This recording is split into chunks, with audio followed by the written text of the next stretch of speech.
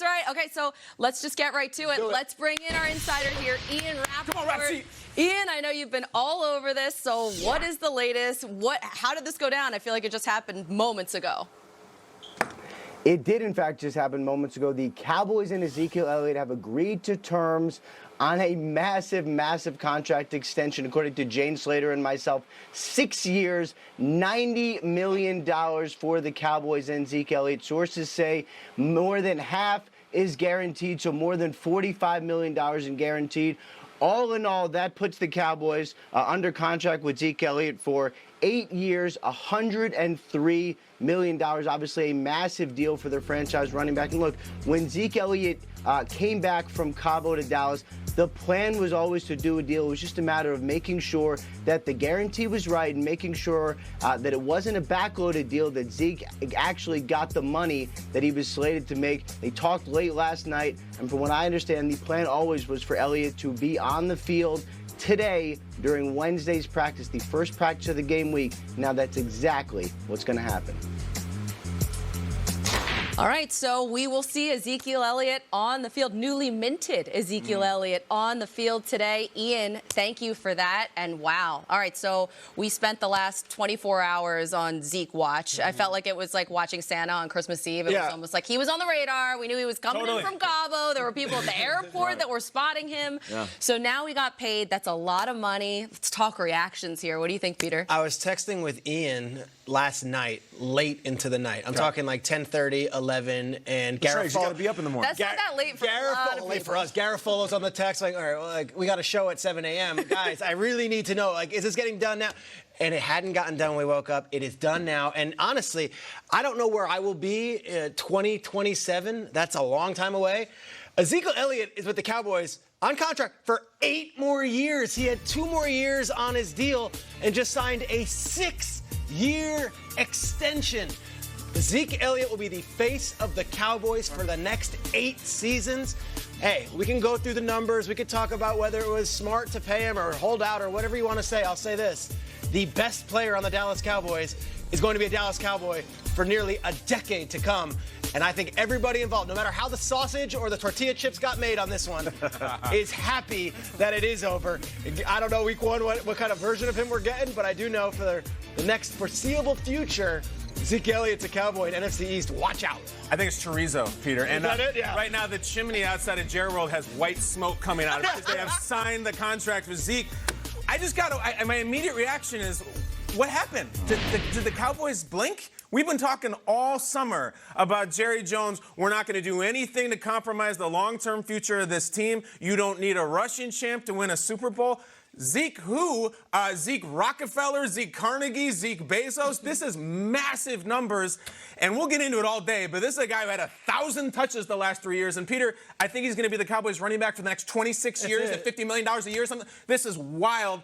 My first reaction is the Jones family blinked. That's my take. Wow. Yeah, it may be. Listen, about a month ago, Jerry Jones was talking to the media and he said, imagine you're in a car accident, okay? And you leave the car and you're bleeding. You get in the force and you're bleeding out. And then you're bleeding, and I was like, what is he talking about? Doesn't make any sense. Well, imagine this. Imagine this, Jerry. Imagine you start the season without Ezekiel Elliott.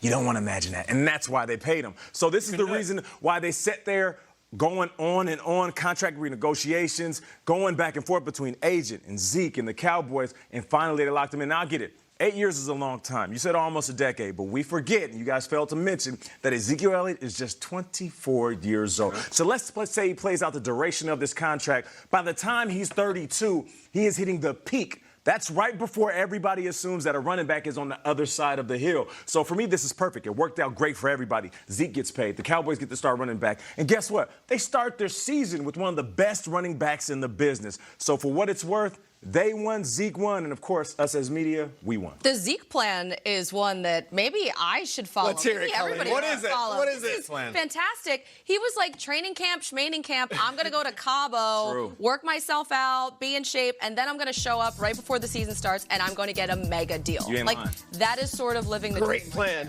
right? Listen, when you are this talented, you can do a lot of things. Melvin Gordon's sitting around and playing Xbox right now, all right? Zeke Elliott is the guy, and here we are. So it's Wednesday morning.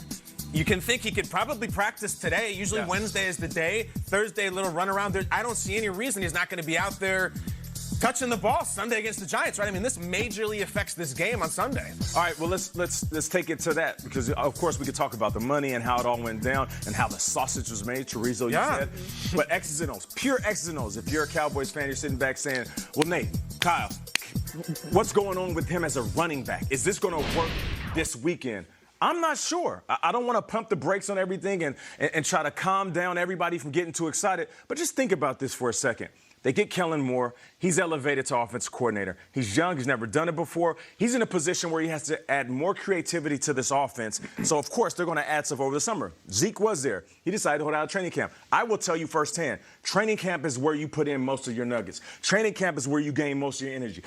Your chemistry. Training camp is where you take the momentum from the weeks before the first game and you start off fast. I think that's the key point. It's not that he missed preseason games. Everyone misses preseason games. He wasn't in training camp. He's been gone for over a month.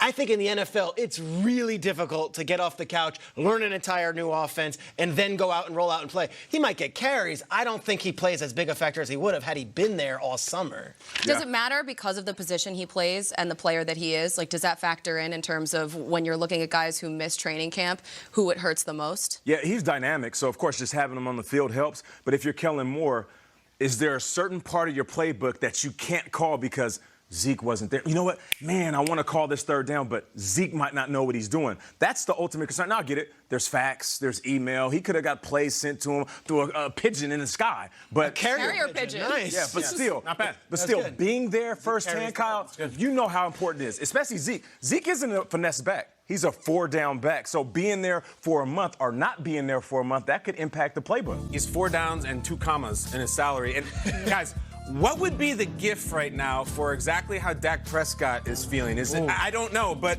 let's see. DeMarcus Lawrence has a deal. Jalen Smith has a deal. Lyle Collins has a deal. Zeke has a deal. Dak Prescott is, 5 days away from playing a game without his rookie contract? Jared Goff has a massive deal. So I don't know what the Dak Prescott gift is right now, but, hello, I'm the QB1 for the Dallas. Is it that guy? I don't know. You tell me, or maybe it's the "this is fine" doggy again. But Dak Prescott, hello, he's got to say, it's my turn. Homer Simpson into the bushes, maybe. Yeah. Maybe like that. Hey, but that's it, though. You start off by talking about Christmas, and it seems like Santa, so maybe he's looking for a different type of gift. He's under the tree, like, wait, where's my present at? I don't know. Yeah. Jerry, hold up. I've been a good boy, right? I've been showing up for every practice. I was there at training camp. I did it the company way. I didn't even speak on the other guy's contract negotiations. Oh, and not to mention, I've been doing the damn thing for 3 years. Where is my money at? But Kyle, you said this over the summer. I feel like Jerry Jones and the Cowboys will allow Dak to earn his money versus give it to him before the season starts. And now that we're here, just days away, I feel like that might be the case. We're finally at that reality of Dak Prescott entering the season without a new deal, unless, we got a few days. Guess Peter. what? Joe Flacco, he did it. Earned himself the richest contract in NFL history by going out there and winning a Super Bowl. Dak Prescott, if you're betting on yourself right now, I love it. Well, yeah, because Dak also, when you're looking at Jared Goff, he brought the Rams to a Super Bowl and got paid. So Dak doesn't really have that leverage right now unless he goes pretty deep into the playoffs. I just can't believe he hasn't said anything. This is the Manchurian quarterback here. He has a microchip in his head. All these players are getting paid.